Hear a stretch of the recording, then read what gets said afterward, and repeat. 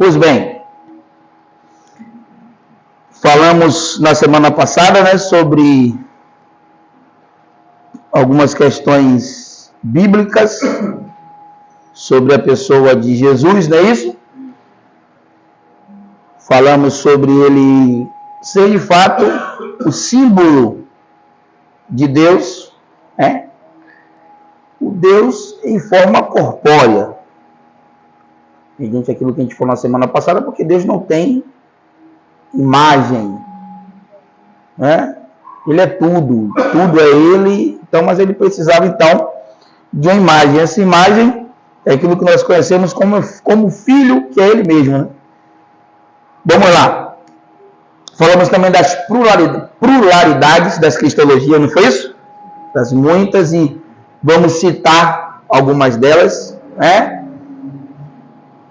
Vamos citar algumas dessas cristologias. Pois bem, vamos iniciar com a situação da cristologia. Qual a situação atual da cristologia? Poucas áreas na teologia foram tão voláteis nas últimas 2 décadas como a cristologia. Voláteis é aquilo que evapora ou some de forma rápida, né? Então, poucas áreas da teologia foram tão voláteis nas últimas 2 décadas com a cristologia. Por que isso? Muitos dos principais teólogos de nossa época propuseram suas cristologias. E o problema das suas cristologias está muito mais além do que os pensadores que fizeram isso. E isso está também até nos evangelhos, que hoje eu vou falar um pouco sobre isso. Que está dentro daquilo que nós vamos referir hoje como cristologia narrativa, né? Então, uma grande quantidade de cristologias responde a questões específicas. A própria disciplina divide-se em uma gama de subdisciplinas que envolve um conhecimento especializado e geram sua própria literatura. A matéria de cristologia era para ser uma matéria não tão extensa. Em qualquer faculdade, em qualquer instituição, qualquer instituto, até seminário mesmo, era para ser uma matéria não tão curta, não tão longa. Mas por quê? É uma matéria bastante extensa, justamente por causa dessas pluralidades de cristologias. É muitos Cristos interpretados, é muito Jesus interpretado. Então, para que o aluno ele venha entender de fato, dentro de um todo, né, a cristologia, ele precisa entender de fato, de verdade, a cristologia também dentro dessas muitas pluralidades. Eu não sei se vocês observaram no básico, você vê que acho que a matéria que mais demorou, eu não sei de tarde, né? O processo de tarde foi a de cristologia, foi a que mais demorou. Você vê, e olha que no básico eu falei algo bem tranquilo, né?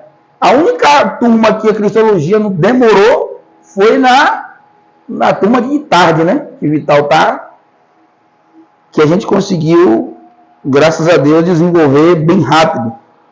Não teve muitas dúvidas acerca do que a gente passou. Mas, vamos lá. A própria disciplina divide-se em uma gama de subdisciplinas que envolvem conhecimento especializado e geram sua própria literatura. A cristologia hoje, cada vez mais, o que se insere no campo da cristologia parece ser uma massa confusa de dados acumulados. O que a gente está vendo, e é a preocupação de muitos teólogos hoje, é dessa matéria da cristologia da PT, como a gente utiliza essa expressão, né? Da pane, porque até hoje os pensadores querem acrescentar mais pensamentos e mais ideias sobre a cristologia. Então é uma matéria que, ao invés de ser tão simples, por falar de Jesus, né?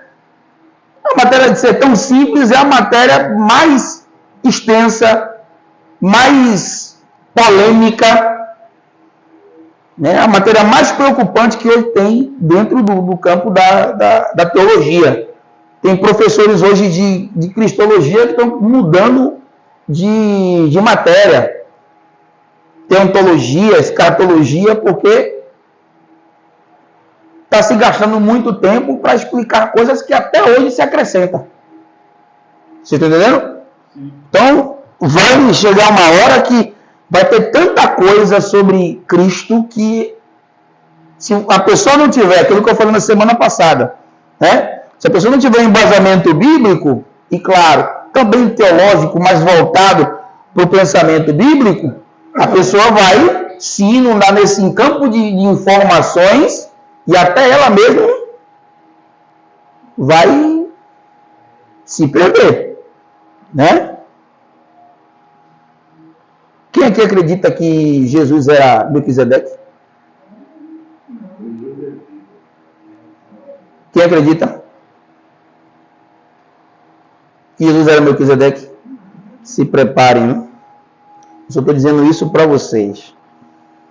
Se preparem. Eu já ouvi falar em provarem na vida, não. Se preparem, porque o que vocês vão ouvir sobre Melquisedeque desses tempos em diante aí vai ser fora. Eles batem muito na tecla de ser a simbologia de Cristo. Isso. Isso. Agora o texto realmente não fala da genealogia do rei de Salém, né? Não fala. Não fala quase nada. Mas é um outro assunto que é bem. Algum outro livro que fala sobre, ou o senhor está falando só baseado na Bíblia? Não, eu já li. Agora eu só estou baseando na Bíblia. Mas eu já li. Mas é um assunto que discorre problema gravíssimo também. É essa questão da correlação de Jesus com o rei de Salém, né? Melquisedeque. Vamos lá. Como eu falei da pluralidade e da massa confusa que está se acontecendo, existem algumas cristologias. E uma dessas cristologias é a cristologia transcendental. Pense em uma cristologia que esse transcendental, meu irmão, na visão de 10 teólogos, é cada um pensando de um jeito. E você vai acreditar em quem? E aí você tem que, no mínimo, esperar de 1 a 2 horas para ele esboçar a tese referente à cristologia transcendental, para você entender o que cada um quer falar e concordar ou não. Você entende? Vamos lá.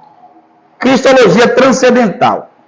Seu nome, né, transcendental, no caso, em origem latina, tem o seu significado de um caminho que se percorre subindo até ultrapassar os limites do nosso próprio ser, ou mesmo do mundo material na direção das coisas superiores ou do fim última de todas as coisas, na raiz do termo subir. Então, transcendental, e isso é bom vocês estarem por entendimento, porque nas nossas avaliações, eu vou fazer a avaliação, vai ter algumas questões e essas questões não vai ser de marcar. E aí, se exemplo tiver lá, exemplo, não digo que sim ou não. O que é cristologia transcendental? O que é transcendental? O que é cristologia transcendental quer dizer? E eu me refiro a esses temas cristologia transcendental e as outras pluralidades de cristologias, porque futuramente vocês vão discorrer em faculdades, possivelmente teológica ou não, né? Mas se vocês pegarem, independente da faculdade, né, matéria de filosofia que hoje está inserida em qualquer ramo que você queira fazer, então eles vão inserir com toda certeza a questão da religião. E eles vão tratar sobre as cristologias, né? E principalmente sobre isso, sobre o transcendental. Então, cristologia transcendental, no caso a palavra transcendental, é aquilo que não tem discernimento terreno, mas é algo que está além do nosso campo mental, imaginário, entendeu? Uma coisa, isso, entendeu? Que possivelmente chegue-se até ele, né? Então, a cristologia transcendental, né? A cristologia transcendental é uma resposta ao extrinsecismo. O que seria isso? Que seria apresentar a fé impondo-se a alma unicamente do exterior e por via autorária, sem levar em conta a possível comunicação da alma com Deus. Existe uma teoria, que é a teoria do extrinsecismo, que a alma não se comunica com Deus. É a teoria deles, né? Que a alma não tem parte com Deus, ou Deus não se comunica com a alma, né? Só que a cristologia transcendental, e quando eu falar das cristologias aqui, eu estou falando das cristologias não referente ao meu pensamento, mas é referente ao que a teologia vai falar sobre cada cristologia, né? Só que esses praticantes desta regra aqui, né, eles são de contra a alma está ligada com Deus, né? Mas a cristologia transcendental ela dá uma resposta a esse segmento, né? No pensamento cristão, no caso a cristologia transcendental, é uma resposta ao extrinsecismo. No pensamento cristão, a ideia de que a interpelação de Deus, a existência humana em Jesus Cristo, provém inteiramente de fora, contrária aos interesses humanos e às exigências internas da liberdade humana. Ou seja, Jesus vem pela cristologia transcendental dentro de uma ideia, dentro de um pensamento que está além do raciocínio humano. Vocês estão compreendendo? Então, Jesus vem, vocês vão, quem me fez algumas perguntas na aula passada vai entender perfeitamente o que eu estou querendo falar. Alguém me fez algumas perguntas, né? Então, pela cristologia transcendental, ou seja, não se existiria Jesus se não houvesse algo transcendental por fora que materializasse na carne. Ou seja, resultado do espiritual no carnal. Você entende? Então, por aqueles que acreditam dentro de uma cristologia transcendental, eles creem que a carne de Jesus está correlacionada a Deus, ao Espírito de Deus, algo que vem do além de toda complexidade, além da complexidade da mentalidade humana. Vocês estão entendendo? Recobre aí. Qual? Fala. Sim. Porque ele está intercalando aí, né, querendo ou não, um espiritual, mas não no sentido de dizer que ele era um ser humano Deus, mas eu digo no sentido de dizer que Jesus estava ali, né, por uma obra transcendental, além dos parâmetros humanos. Ou seja, Jesus não foi um caso de uma relação sexual. É o que a galera da ideia da cristologia transcendental tem por entendimento. Vocês entendem? Pronto. Alguma dúvida até aí? Cristologia transcendental. Vamos lá. Para mostrar que Jesus Cristo é precisamente a realização do humano, essa cristologia principa pela fenomenologia transcendental da existência humana e encontra um dinamismo interior universal que tende à verdade, a liberdade, a bondade ao ser absolutos. Então, pela cristologia transcendental, a gente passa a entender que até as ações de Jesus, isso aqui é o que dizem os adeptos da cristologia transcendental.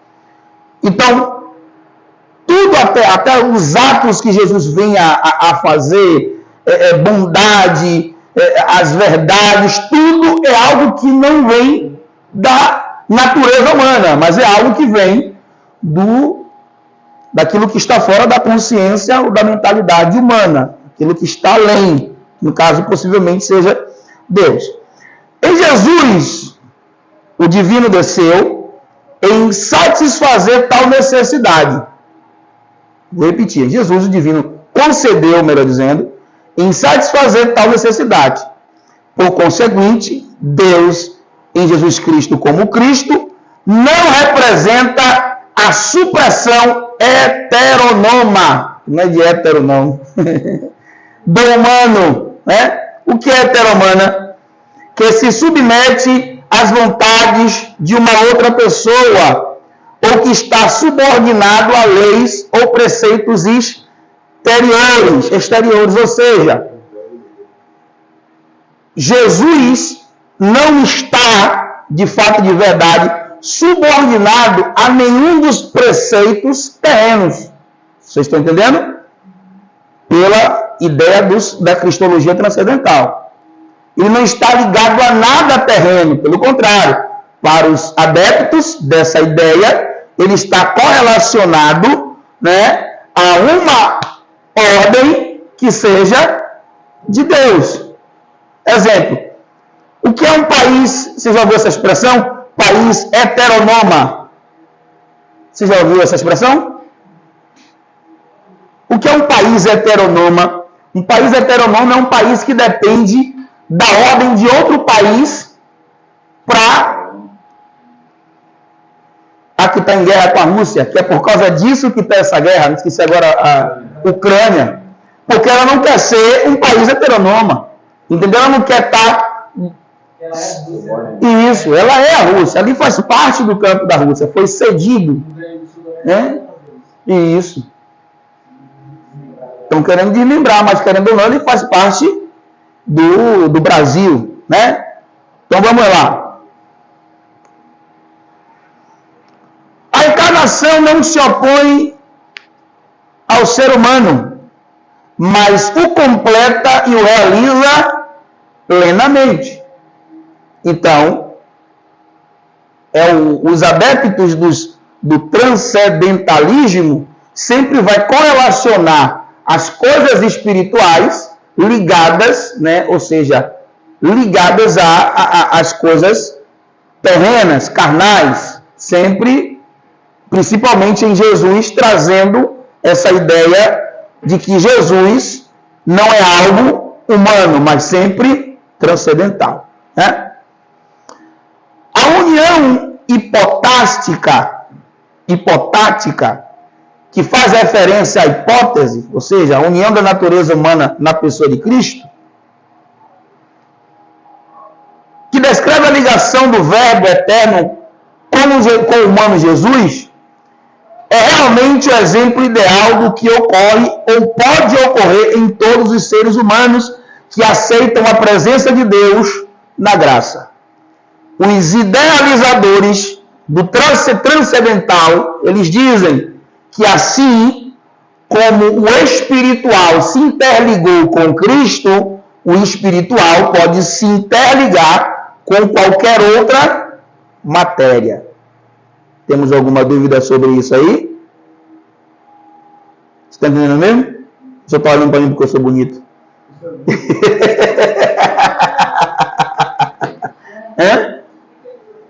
Qual foi a parte que a senhora não entendeu? Essa parte aí, da última.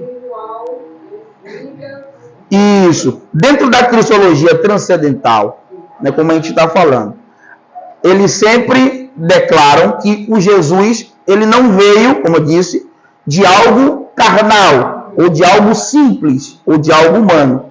Ele está correlacionado, o espiritual, sempre com o carnal de Jesus. Ou seja, Jesus veio por causa de uma regra espiritual, que eles assim se encarnam. Entendeu? Da mesma maneira, é qualquer ser humano. Nenhum ser humano hoje tem por existência porque ele quis existir. Entendeu? Tudo tem uma correlação com o transcendental. Entendeu? Assim como se estendeu a Cristo, se estende também isso. Assim como a divindade, não no sentido de Cristo, mas assim como o ser humano, assim como Cristo recebeu a Deus, né? O ser humano assim também ele pode. Isso é dentro da ideia da cristologia transcendental. Entendeu? Vamos lá. Cristologia narrativa. Alguém sabe dizer aqui o que é cristologia narrativa? Cite. Cristologia narrativa é tudo que é falado oralmente. O quê? Falado oralmente. Oralmente, de que sentido? Porque tudo é falado oralmente.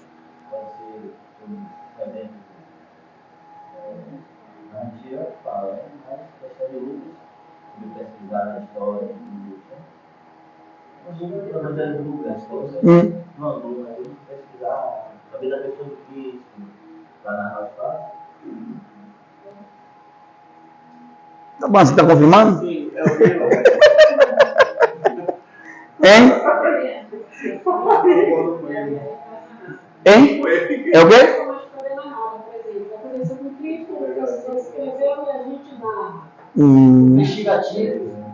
Investigativo. Vamos lá. Cristologia narrativa, né? O enfoque sobre Jesus histórico, por si só, leva a uma cristologia narrativa, ou seja, a história de Jesus, por si só, faz com que a gente venha narrar. E aí que está a questão. Que se preocupa com o que podemos saber a respeito de Jesus. Ela investiga seu comprometimento com o reino de Deus e examina a fé em Jesus, a fé de Jesus, na medida em que pode ser discernida a partir de suas ações. Vocês entenderam? Perfeitamente? Então, a cristologia narrativa ela tem a ver, querendo ou não, com o Jesus histórico, ou seja, a história. Que de fato, de verdade, ela, dentro da história, a narrativa vai trazer uma investigação, ou um relato de uma investigação daquilo que aconteceu, existiu, através da vida de Jesus. Né? É o que a cristologia narrativa diz. Né? Ou seja, melhor dizendo, o modo como Jesus viveu e agiu adquire grande importância em uma cristologia narrativa. A cristologia narrativa depende do que podemos conhecer a respeito de Jesus, por pouco que seja. Vocês conhecem a história de Jesus, por quê?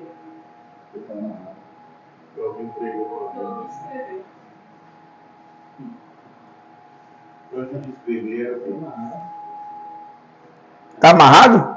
Ah, pensei que era. Está amarrado. Vamos lá. Ou seja, a narrativa tem como finalidade identificar o ponto de vista do... E aí que a gente vai entrar naquela questão. Que por sua vez consiste no modo como Jesus se revela nas cenas derradeiras dos evangelhos, nos momentos decisivos de sua vida. Cada relato do evangelho tem a sua...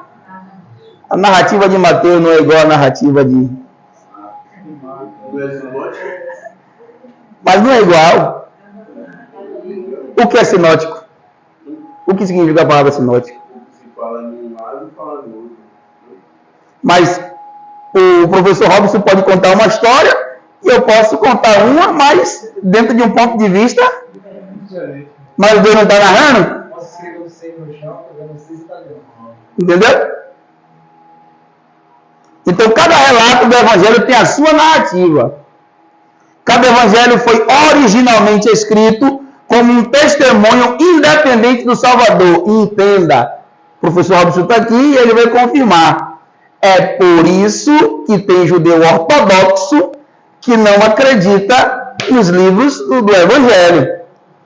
Porque, na verdade, não foi algo estabelecido para ser como lei, mas foi algo para ser como um testemunho. Ou seja, como Marilene falou, uma biografia de uma pessoa que vai enviar para outro aquilo que a gente estava discorrendo na aula de bibliologia. Mas o que está escrito no velho não é o que eles falavam em toda a cerimônia. Mas para os ortodoxos é aquilo que a gente sabe, né? Eles não acreditam que o Messias veio. Entendeu? E por ele não acreditar que o Messias veio, justamente pela questão como ele veio, dentro digo no sentido da popularidade, podemos assim dizer, eles não acreditam.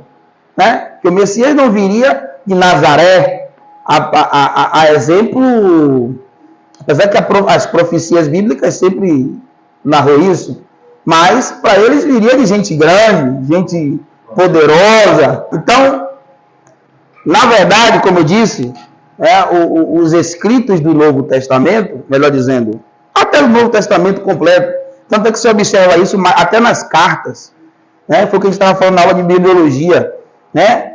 Houve-se aquela questão do canon, né? De colocar aqueles que, né? Que seriam os não violáveis, não é isso que a gente passou? Então eles decidiram colocar coisa que nem o Apocalipse, como eu falei com vocês, o Apocalipse não ia entrar, né? Para eles o Apocalipse tinha coisas que seria bem espantoso das pessoas saberem, né? Teve guerra, a gente morreu, muita coisa, e aí colocaram. Então eles decidiram colocar no canon, né? Aquilo que nós chamamos de Brit Hadashah, né?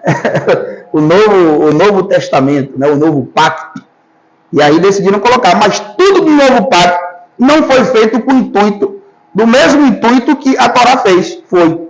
Porque a Torá foi com o intuito já de ser uma regra, algo estabelecido. Mas os escritos do Novo Testamento não. Foram direcionados para as pessoas. Foram direcionados. Entendeu? E escreve, direciona essa carta. A mesma coisa foi Paulo, olha. Carta aos irmãos em Colosso, né? Os colossenses. Não foi algo para ser registrado como não. É para os irmãos em Colosso, conselho de problema que tinha lá, de situações que tinha lá. Vocês entendem? Vamos lá. Quando examinamos melhor cada testemunho individualmente, podemos apreciar perspectivas distintas, ressaltando verdades importantes sobre Jesus Cristo. Exemplo, estamos falando que cada relato do Evangelho tem a sua narrativa. Mateus escreveu principalmente para o público. Agora eu quero fazer uma pergunta: por que ele escreveu principalmente para o público judaico? Qual é a prova ou embasamento que vocês me dão para isso?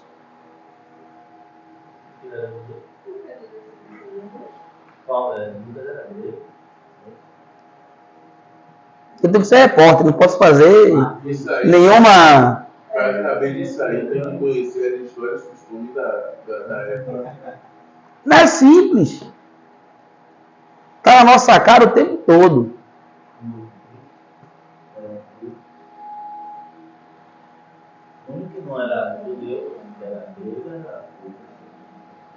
Isso é a nossa cara o tempo todo. O que é que Paulo fala? Paulo tem. Vocês vão matar a charada aqui agora. Como é que a gente começa a entender que foi algo escrito para o povo judaico, para o judeu? O que é que Paulo diz? Paulo diz assim mesmo, acho que é para Timóteo. Timóteo, acautelai-vos com o quê? Com o quê? Com as genealogias intermináveis que mais produzem questões do que edificação. Mateus começa com o quê? Agora vem cá. Aí ele faz o quê? Se ele está mandando Timóteo como cuidar com a genealogia Deixa eu falar aqui. Deixa eu falar aqui. Genealogias. Por quê? Porque o judeu ama discutir genealogia. Mas o que Paulo está falando aqui são as genealogias intermináveis que vão procurar coisas que mais produzem questões. São aquelas genealogias que você vai procurar e... Você entende? É nessa questão que ele está falando com Timóteo. Então, Mateus ele utiliza justamente isso. Ele utiliza a genealogia. Você já leu na genealogia de Mateus? Já leu para comprovar que Cristo, verdadeiramente, ele vem dentro de uma linhagem. Você entende? Então, pronto. Mateus escreveu principalmente para um público judaico, apresentando Jesus de Nazaré como tão esperado Messias, ilegítimo rei. Ao longo de todo o livro de Mateus, há citações do Antigo Testamento que apresentam vários aspectos da vida e do ministério de Jesus, como cumprimento da profecia messiânica. Marcos tinha como alvo público gentil, né? Especialmente o romano. Marcos é um evangelho de ação, né? O uso frequente de imediatamente e então mantém sua narrativa em constante movimento. Professor, por que gentios? Por que era chamado de gentios? Diga aí, professor.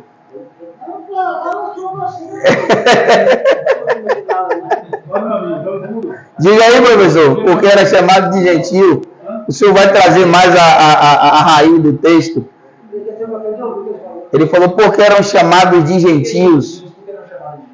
Gentil é a nossa tradução, né? A palavra são goim quer dizer nações. São pessoas que fazem parte do português fora de Israel. Isso, goim. Não tem nada a ver com os judeus. Depende do contexto. Porque aqueles que eram israelitas, quando partiram para a terra deles, também eram tratados como nações, como gentios. Então, tudo depende do contexto. Tipo idólatra na visão dos judeus. Depende do contexto. Goim pode ser um ponto. Boa parte é tratado como idólatra, mas alguns não veem tanto assim. Goim. Edir Macedo até colocou naquela novela do Anticristo os judeus chamando os, nós chamamos de gentios de Goim. Vamos lá. Jesus aparece em Marcos como servo, né, que veio para sofrer pelos pecados de muitos. E aí tá, ó, qual é a narrativa de Mateus? Não. Qual é a narrativa de Mateus? Não. Qual é a narrativa de Mateus? Não é o foco. Qual é a narrativa de Mateus? Hein? Tá aí, ó. Apresentar que Jesus é quem? O Messias. Essa é a narrativa dele. Então, aquela ideia de que cada um tem uma ideia, já não vem do século I. Vem desde dos discípulos. Porque cada um narra o mesmo Jesus, mas narra o mesmo Jesus de uma forma para públicos. Lucas escreveu para um público gentil mais amplo, né? Como um grego instruído, Lucas escreveu usando a linguagem grega mais sofisticada que qualquer outro autor do Novo Testamento, isso na linguagem grega. Ele foi um pesquisador cuidadoso e um historiador, né? Lucas retrata Jesus como Filho do Homem, né? Um título que aparece 26 vezes. O senhor contou, professor? Não. Isso é computador e máquina. Acho que nem ser humano conta. Acho que a própria máquina que... Acho não. A própria máquina que conta e aí todo mundo, né, utiliza o que a máquina conta. A resposta para as necessidades... Cadê isso? A resposta para as necessidades e esperanças da raça humana que veio para buscar e salvar os pecadores perdidos. É a cristologia narrativa dentro da visão de quem? De Lucas. Tem até alguns pregadores que falam, né, assim, abra sua Bíblia, no Evangelho, Abra sua Bíblia no Evangelho, no Evangelho de Jesus, na visão de Lucas. Ou segundo. Na visão de Marcos, né? Na visão de João. Cristologia narrativa, vamos lá. João, o último evangelho a ser escrito, enfatiza a divindade de Jesus Cristo. Ele vai falar, ele vai trazer mais a questão divina de Jesus, né? Vai trazer mais aquela questão, como é que podemos assim dizer? Vai trazer mais aquela questão transcendental, né? Sobre o Jesus divino, o Jesus espiritual. João escreveu, melhor dizendo, deixa eu ver aqui, isso. João escreveu para fortalecer a fé cristã e conclamar os descrentes a se voltarem para a fé em Cristo. O apóstolo afirma claramente seu propósito em 20, versículo 31. Mas estes foram escritos para que vocês creiam que Jesus Cristo é o Filho de Deus e, crendo, tenham uma vida em seu nome. Então a gente percebe aqui dentro da cristologia narrativa que Mateus traz uma narrativa de Jesus para um específico povo. Marcos, do mesmo jeito. Lucas, do mesmo jeito. E João, da mesma forma. Cada um narrando da mesma pessoa dentro de uma narrativa diferente. Entendeu? Para respectivos povos. Né? Temos alguma dúvida referente a isso aí?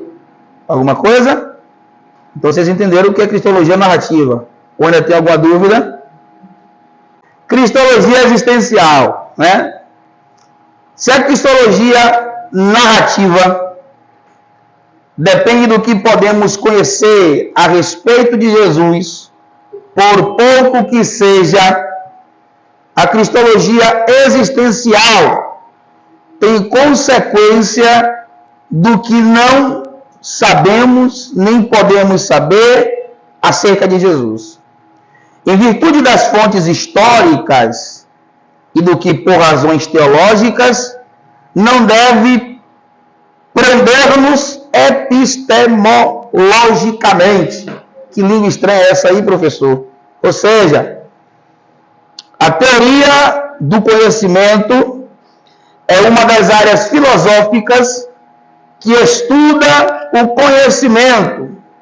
A epistemologia estuda a formação do conhecimento. Então, nenhum dado histórico ou qualquer coisa que Jesus tenha feito pode estabelecer a fé. Deus não agiu por meio de Jesus de maneira historicamente empírica. Ou seja, a cristologia existencial, dentro da sua tese, nos diz que Jesus, de fato e de verdade, mediante a sua história, mediante até a narrativa das cristologias narrativas, ele de fato, de verdade, não tem nenhuma correlação com Deus. Vocês entenderam?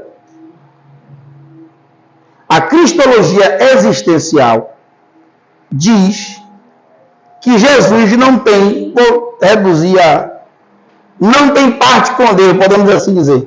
Você entendeu? Agora? Então, repetindo, nenhum dado histórico ou qualquer coisa que Jesus tenha feito pode estabelecer a fé. Deus não agiu por meio de Jesus de maneira historicamente empírica, ou seja, que se baseia somente na experiência da observação, ou por elas seguia sem levar em consideração teorias ou métodos tais como científicos, experimental e prático. Então, entenda, Deus ele não agiu através de Jesus, ou seja, Jesus agiu por ele mesmo. Isso, vocês entenderam? Perfeitamente? Agora, eu estou falando assim com vocês porque eu estou trazendo essa linguagem, como eu trouxe na teontologia, porque Para vocês que futuramente vão fazer em faculdades, eles vão utilizar essa linguagem. Então, se vocês não acompanharem essa linguagem, digo isso porque eu fiz, me formei e eu sei que é uma linguagem chata, mas se você não passar a compreender e entender, aí você vai ficar para trás, né? É que nem tem gente que fala para mim e diz assim, ah, não, porque fica difícil de entender o hebraico. Não, não é difícil, você tem que se esforçar. É que nem matemática. Mesma coisa dentro da área da teologia. Se existe uma aula, meu irmão, que é chata, é insuportável, mas você tem que passar, aprender e entender, é filosofia. Irmão, filosofia é uma aula que, quando entra que hoje colocaram filosofia, hoje está em tudo, né?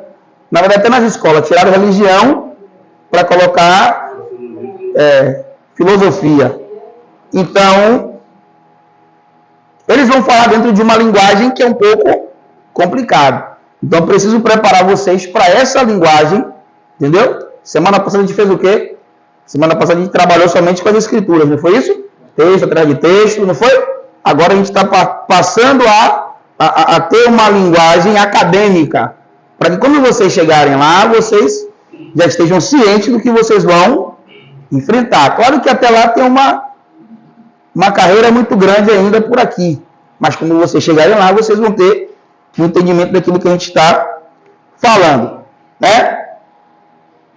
Vamos lá. Em continuação, Deus atuou por meio de Jesus, como que por meio, de modo que o evento salvífico ocorre no drama da revelação e da fé de cada fiel e na comunidade como um todo. Ou seja, o que Deus fez e trouxe salvação para alguém, não foi algo que surgiu efeito do Criador para com Cristo, de Cristo para a comunidade, mas mediante apenas a fé do ser humano.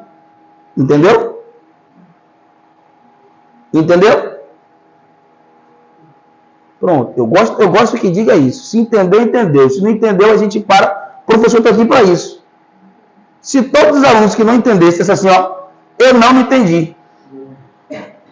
Eu acho que nas futuras aulas, os alunos passariam a entender mais essas situações. Então, não tenha esse orgulho de dizer assim, ah, eu não vou perguntar não, porque vai parecer que não. Não entendeu e pronto. Entendeu? Aqui, vamos lá. Vou repetir aqui e vou explicar para a senhora. Deixa eu ver. Em continuação, Deus atuou por meio de Jesus, como que por meio, de modo que o evento salvífico ocorre no drama da revelação e da fé em cada fiel e na comunidade como um todo. Ou seja, né, dentro dos adeptos da cristologia existencial, eles acreditam que tudo aquilo que Deus fez em Jesus para a humanidade, né, na verdade não foi algo que surtiu efeito mediante a divindade, mas mediante a fé das pessoas naquilo que na verdade é um drama, uma história ou algo qualquer. Entendeu? Então, dentro da cristologia existencial, entendeu? Eles têm isso. Então, na avaliação, eu vou colocar isso. Ela dizendo, coisas concernentes a essa.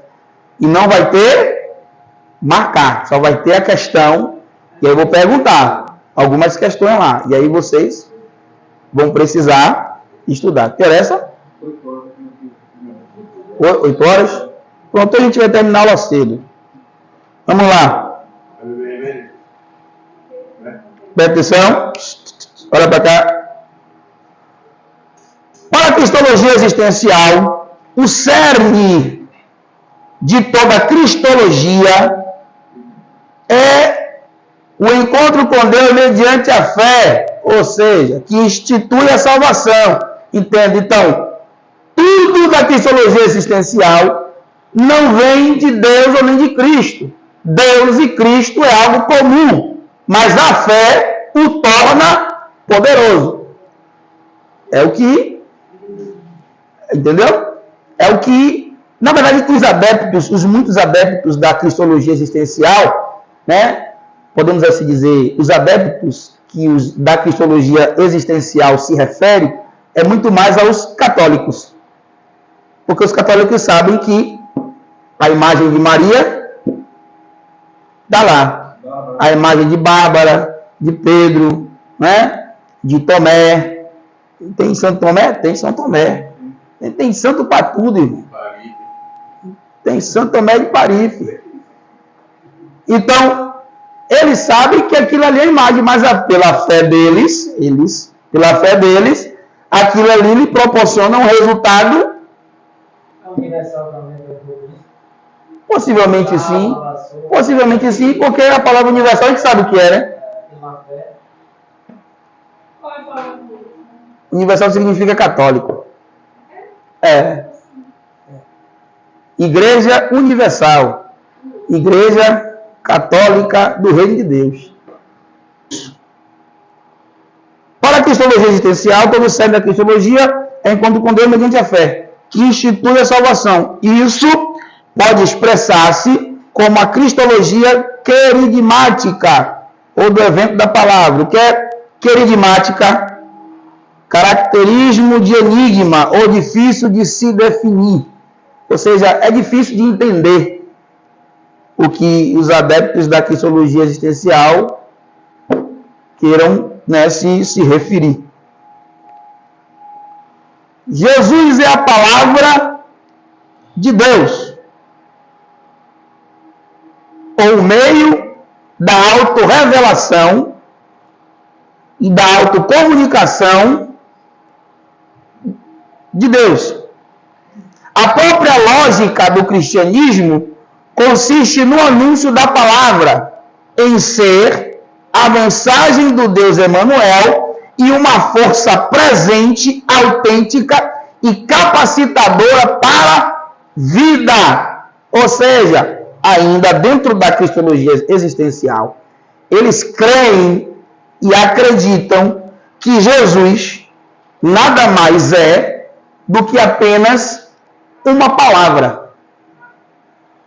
Como assim uma palavra? O que é que está escrito em João 1? No princípio era o verbo, o verbo estava no Deus, e o verbo era Deus. O verbo é o que se refere? Palavra, né? Então, os adeptos da cristologia existencial, eles acreditam em Jesus como palavra.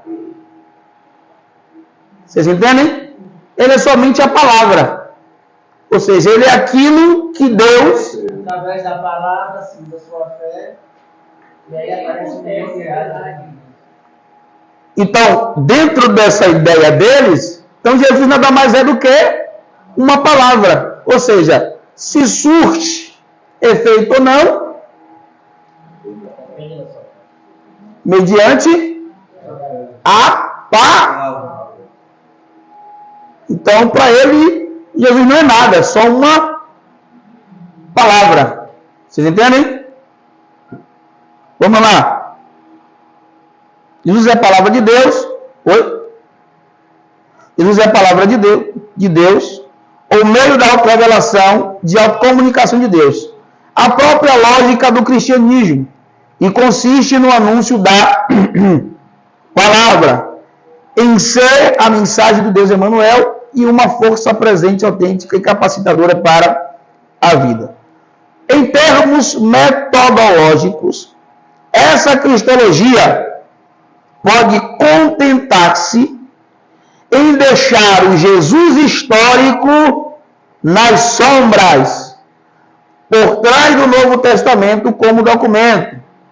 Explora o texto, os gêneros, os relatos como tais e as parábolas e ditos. Ou seja, os adeptos da cristologia existencial, eles não acreditam naquilo que a gente acabou de ver, no Jesus narrado, né? De que, Deus amou o mundo de tal maneira que deu o seu único filho para que todo aquele que nele crê não pereça, mas tenha vida eterna. Então, ele não crê em Jesus como um ser humano qualquer, divino, de Deus e tal. Eles não creem nisso. Eles não acreditam nessa ideia.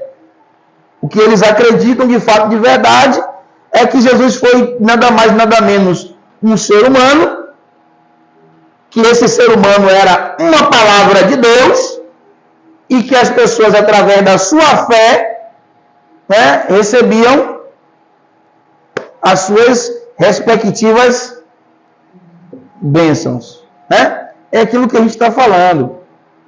Dentro da pluralidade das cristologias. Como eu falei no início,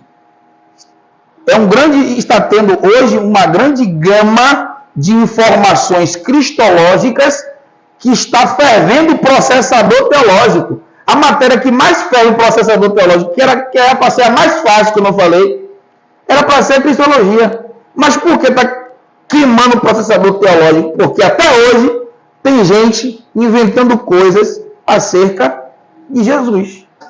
Hoje a gama de conhecimento cristológico está a ponto de ferver. Então, é para vocês observarem que existe uma gama de informações. E se vocês não estiverem, né, cientes de quem Cristo é, cientes de quem o Messias é, de quem Jesus é, aí você vai cair dentro de uma cristologia, dentro de muitas pluralidades, e aí você vai basear a sua fé mediante uma ideia ou tese. É que nem aquela questão de, eu sou arminiano, eu sou, como é?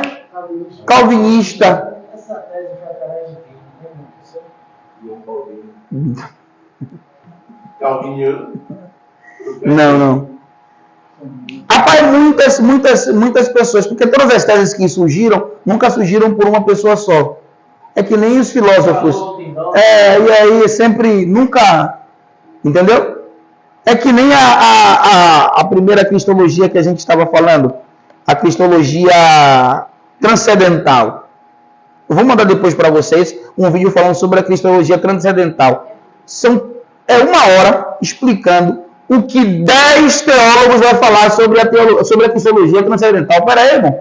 Não é uma cristologia transcendental? Sim, mas você vai ver 10 teólogos falando, dentro das 10 visões dele, o que é isso aqui. Aí ferve o processador. E aí aquilo que era para ser fácil, melhor dizendo, aquilo que era para ser simples, né? Aquilo que era para ser simples, na verdade, se torna...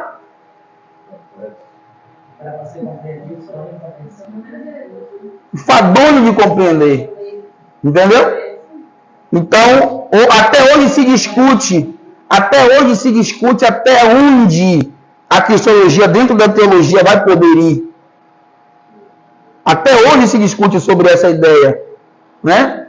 Porque o que está se acontecendo hoje são pensadores surgindo e incrementando coisas que fogem do contexto, né? Ainda aquela palavra de querer interpretar no seu próprio modo, não como diz a Escritura. Isso. Justamente. Mas a questão, você vê, que todas essas teses, eles buscam o quê? Um versículo isolado. É porque que eu não estou falando dentro de uma profundidade maior, porque se eu falar dentro de uma profundidade maior e utilizar texto, vai tomar tempo, e também vocês não vão entender, vai ficar bem complexo. Eu tive que reduzir um pouquinho aqui para que vocês, né, pudessem entender. Mas se vocês forem a fundo de cada cristologia, é o que eu peço a vocês, porque aquilo que a gente transmite aqui é só uma ponta do iceberg para você pesquisar. Então você vai ver que todos eles aqui têm um texto isolado. E as teses erradas funcionam como textos isolados. Então todo texto isolado você vai ver isso. Você vai ver uma tese. Agora veja em um contexto geral, aí você vai ver o que de fato é, o que de fato não é. Você vai poder até entrar dentro das teorias. Você vai até se comunicar nas palavras teóricas. Mas você vai se comunicar nas palavras teóricas embasado aonde? Em um contexto inteiro. É aquilo do chamado Novo Testamento, né? A percepção do autor. O autor narra uma determinada profecia, mas quando a gente analisar a profecia, vai ver se ele faz a profecia condiz com o que o autor está dizendo ou não. Caso ela não esteja condizendo com o que o autor diz, por que ele deve fazer isso? Então tem que usar justamente o contexto para saber o que ele usa para a expressão. Justamente. Está orando? Você estava intercedendo pela gente aqui. Estava concentrado. Eu disse, é uma batalha no mundo espiritual aí. Né? Vamos lá? Paramos aonde? Aqui, né? Isso.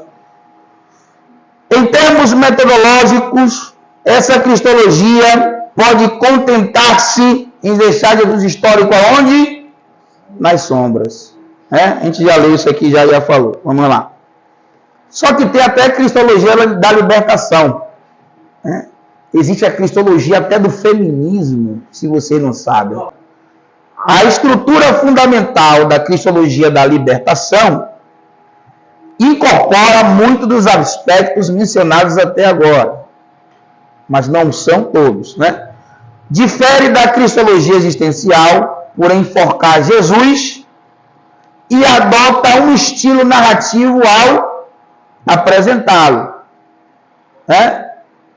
Mas assemelha-se à cristologia existencial na medida em que se preocupa com a salvação e utiliza-se da hermenêutica na abordagem de Jesus.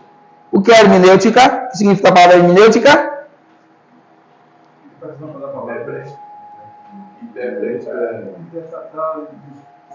Porque se você não soubesse que era hermenêutica, eu ia fechar o notebook aqui agora e ir embora. Entendeu? Vamos lá. Na abordagem de Jesus, o que distingue a cristologia da libertação, portanto, é o seu princípio hermenêutico, ou seja, a interpretação, né? A cristologia da libertação, eles, não estou me baseando não, estou falando o que eles pensam, estou incorporando deles aqui, eles explicando o que eles estão querendo dizer, né? Distingue a cristologia da libertação, portanto, é o seu princípio hermenêutico, a chave de interpretação, que em certos aspectos passou a ser simbolizado pela expressão opção pelos pobres. Então, os adeptos da cristologia da libertação, ou os adeptos dessa tese, eles vão fazer o trabalho hermenêutico, mas é aquilo que eu falei com vocês na aula passada. Não adianta você fazer uma hermenêutica, mas fazer uma hermenêutica o quê? Equivocadamente. Jesus é interpretado do ponto de vista da situação social, cultural e privação, que relega as pessoas e condições humanas de sobrevivência. Ou seja, para os adeptos dessa tese, Jesus é apenas uma irmandúcie. E aí você sabe o texto que eles vão utilizar, né? Qual é o texto? Mas para? Então quer dizer que ele só veio para esse povo, não veio? Não veio para ninguém. Então aquela ideia de que Deus amou o mundo de tal maneira que deu o seu para eles. Mas tem gente que é adepto dessa questão cristológica, dentro de uma gama de muitas cristologias. Então tem gente, né? O Jesus irmandúcie, Jesus do véu. Então a cristologia da libertação trata um Jesus dos pobres. Entendeu? Somente isso. Um Jesus que veio, independente de como veio, é uma regra que eles têm, uma ideia que eles têm, independente de como ele veio, ele é um Jesus dos pobres. É um Jesus que está exclusivamente para os doentes, para os enfermos, porque as inúmeras gamas de informações bíblicas, eles só pegam aquelas informações, aquelas narrativas do que Jesus fez. Do que Jesus fez. Então, a tese que eles se embasam é justamente isso, né? É mais nos milagres. É mais naquilo que Jesus realizou, né? Para os pobres, para o coxo, né? Para o cego. Então, é a cristologia da libertação. E existem muitas igrejas neopentecostais que têm essa visão. Porque para ter essa visão você não precisa conhecer a Bíblia, você só precisa de um texto. Tem ministérios gigantes aí que são fundados apenas com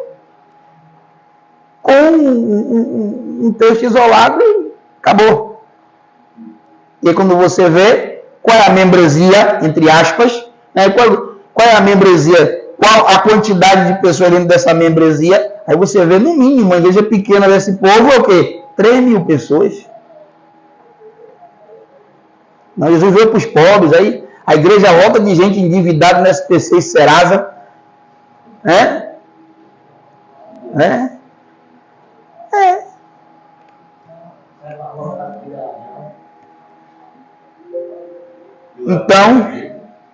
Então, queridos, 8h26.